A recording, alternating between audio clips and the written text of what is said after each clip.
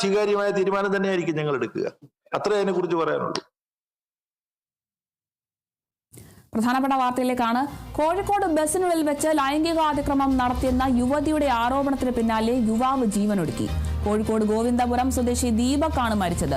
യുവതി വീഡിയോ ചിത്രീകരിക്കുകയും സമൂഹ മാധ്യമങ്ങളിലൂടെ പ്രചരിപ്പിക്കുകയും ചെയ്തിരുന്നു. ഇതിൽ മനം നൊന്താണ് യുവാവ് ജീവൻ ഒടുക്കിയതെന്നാണ് ബന്ധുക്കളുടെ ആരോപണം.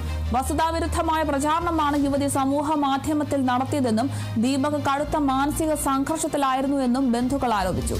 സംഭവത്തിൽ കോഴിക്കോട് മെഡിക്കൽ കോളേജ് പോലീസ് അസ്വാഭാവിക മരണത്തിന് കേസെടുത്ത് അന്വേഷണം തുടങ്ങി.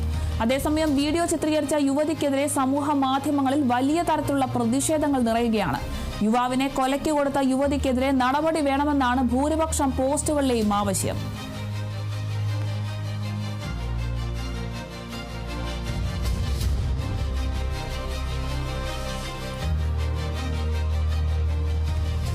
കോഴിക്കോട് നിന്നാണ് ഈ ഒരു വാർത്ത എത്തുന്നത്. ബസിനുള്ളിൽ വെച്ച് ലൈംഗിക അതിക്രമം നടത്തിയെന്ന യുവതിയുടെ ആരോപണത്തിന് പിന്നാലെ യുവാവ് ജീവൻ ഒടുക്കിയെന്നൊരു വാർത്ത തന്നെയാണ് ഇപ്പോൾ എത്തുന്നത്. കോഴിക്കോട് ഗോവിന്ദപുരം സ്വദേശി ദീപക്കാണ് മരിച്ചത്.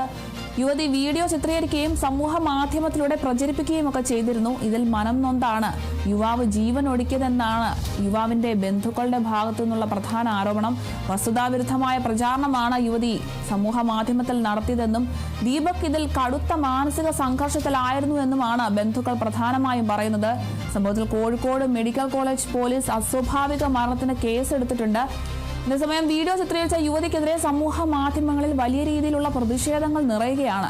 യുവാവിനെ കൊലയ്ക്ക് കൊടുത്ത യുവതിക്കെതിരെ നടപടി വേണമെന്നാണ് ഭൂരിപക്ഷം പോസ്റ്റുകളിലെയും ആവശ്യം. എന്തായാലും കോഴിക്കോട് ബസിനുള്ളിൽ വെച്ച് ലൈംഗിക അതിക്രമം നടത്തിയെന്ന യുവതിയുടെ ആരോപണത്തിന് പിന്നാലെ യുവാവ് ജീവനൊടുക്കിയിരിക്കുകയാണ്. കോഴിക്കോട് ഗോവിന്ദപുരം സ്വദേശി ദീപക്കാണ് മരിച്ചിരിക്കുന്നത്.